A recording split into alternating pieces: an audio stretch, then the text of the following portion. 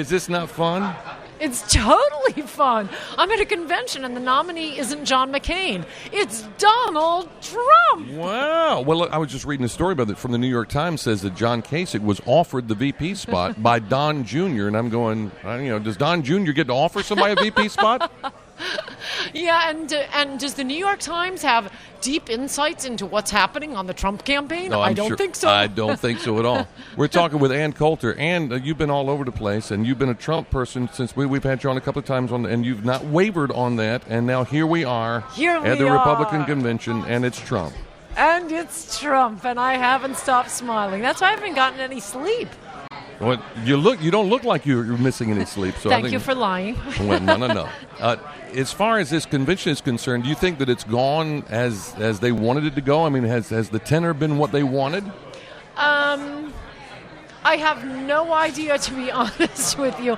I think I got to tell you, I was thinking about this the other night. And by the way, here's the new book out August 23rd. In Trump We Trust. Trump, well, I'll show it to the camera. Pluribus awesome. E pluribus awesome. Yes, indeed. Yeah. In Trump we trust. I just finished the edits last week, so there might be some errors in the book. But don't worry, I do my last-minute fact-checking by sending a copy to Media Matters. They get any error in there. They're all over it, aren't they? But how the convention is going. Again, what's fantastic about it is I'm at a Republican convention, and the nominee is Donald Trump. I couldn't be happier. But I think I can't remember a memorable convention speech really in my lifetime. I guess Pat Buchanan's, but he's like the exception that proves the rule. I think the only speech that matters here, I mean, I love the delegates. They seem to be having a good time.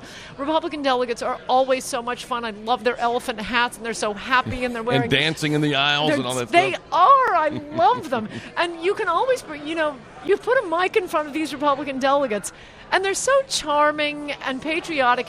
You notice they can't do that at the Democratic conventions. That's right. Yeah, there's some angry folks there. No, they'll say, come out with some treasonous remark. Right? Right. Something you can't air. So I love the delegates. It's nice to be here, but I think the only thing that's really going to matter is going to be Trump's speech, and I think it's going to be very good. All right, how about Ted Cruz's speech? Will he come out right and endorse Trump, or will he just say we've got to defeat Hillary? I got to say, I've been kind of surprised by Cruz. If mostly I've been making money this year since all I'm doing is trying to get Donald Trump in the White House. The only way I make money is on bar bets. And I'm glad I did not make a bar bet, which I would have made with you. Probably, immediately after Cruz dropped out. My argument would have been Rubio is just so wedded to the establishment that he would be the one who would be the sore loser and would never have a kind word about Trump.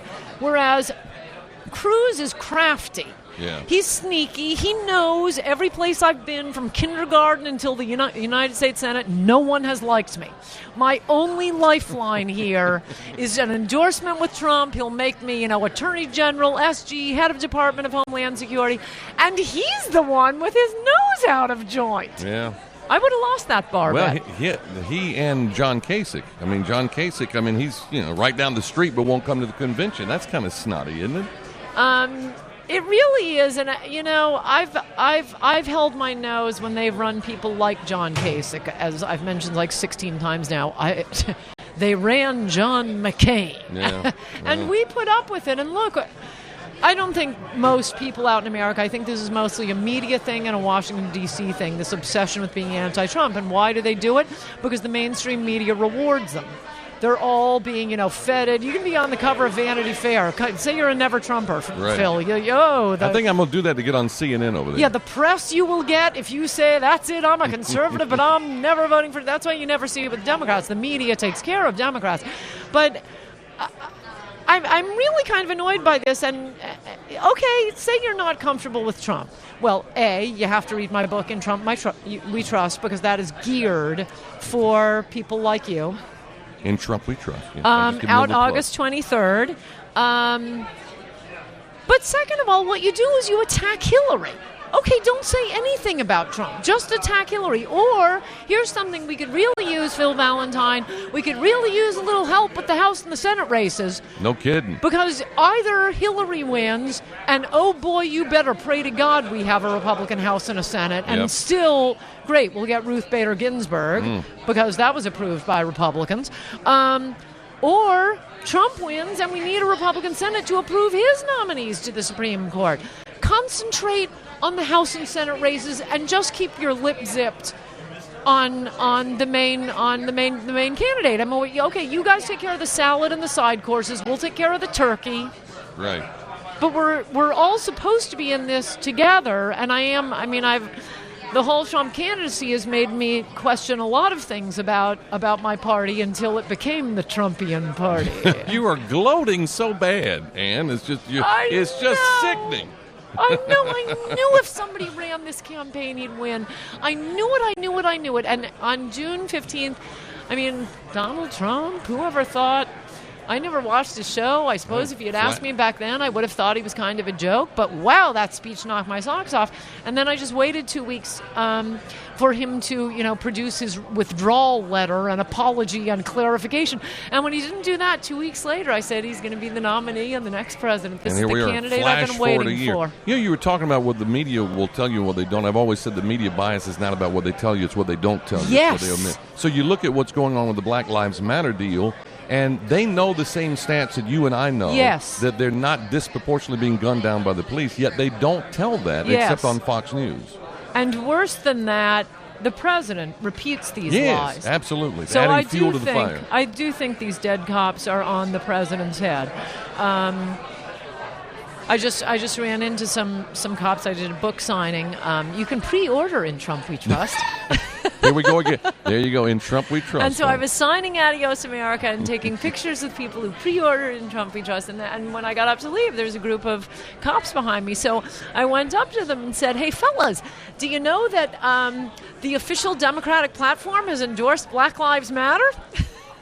You know they have. Oh, yeah. That didn't go over too well, did it? Yeah, apparently ISIS wouldn't agree to be endorsed by the Democrats. And then I said, and did you know Michael Brown's mother is speaking? But apparently they didn't need much convincing. Is that from true? Me. Yep. That was going to be my column this week until the media went mental on Melania's plagiarizing, "Hey, how you doing?" Is that not crazy? That was my column that just went up today, and I highly recommend it because it's so completely insane. And they did nothing about Obama and the Deval Patrick deal when he was living. He said it wasn't plagiarism. He was inspired. No, but it's not even that. I mean, that was kind of original. I think it's a little bit cliched.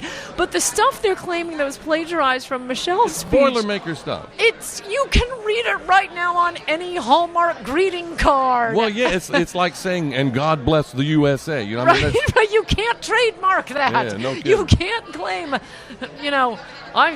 I invented, "Have a nice day." Yeah, well, that's right. You're ruining it for me. So what happens as we go from this convention on to November? I mean, Trump. I'm sure you think Trump's going to win.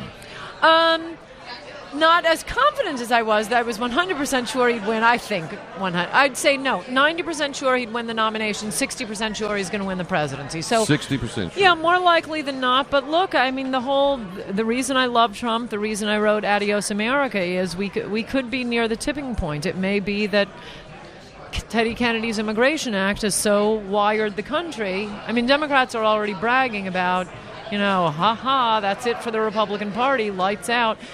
Maybe they've brought in enough ringers to vote for the Democrats. Maybe this constant brainwashing that America is the worst country in the world, and we need other cultures to replace us. Maybe it's worked, but I don't think so. I think we still have a shot with Trump. And whatever you think about him personally, I'm not wild about the gold fixtures. Yeah. There are a few minor things I have a little dispute with. But I hope the Oval Office doesn't look like the Jungle Room at Graceland, for crying out loud. But I mean, No, but the wall is going to have big gold T's on it. Oh, it'll be cool, won't it? Oh, it's going to be great. Well, the Western civilization comment that was made by Steve King the other day. Did you hear that was about great. that? Well, I read the full transcript. Yeah. Don't read that. Don't believe the headlines. Right, but I'm going, the guy's telling the truth, yes, isn't he he? is. I mean, look at all the advances that have been made by Western civilization. Yes. And for some reason, when you say that Western civilization is good, you're a racist. Right. Well, they keep trying to turn it into a race thing rather than a cultural thing. Right. It is. Look, we have the culture that gleams the best, that works the best, and we're about to lose it, and it doesn't exist anyplace else in the world. I don't know. Maybe the British can get it back with Brexit. That was great, wasn't it? Oh. I love that. I hope it was a preview of Trump. I just think it's this rejection of the globalism and international organizations. Well, it reminded me of Margaret Thatcher and Ronald Reagan, the same year she came before him, precursor to all that. So. Please, God, and I am not taking the Lord's name in vain. Please let this happen. Ann Coulter, always a pleasure to see you. So good to see you. And mark your calendar, not just to rush out. I will bring you your own copy. Thank you, but I right want here. you to have me on August 23rd. We definitely will have you on August 23rd. Ann Coulter, appreciate it very much. Good to see you. Good to see you.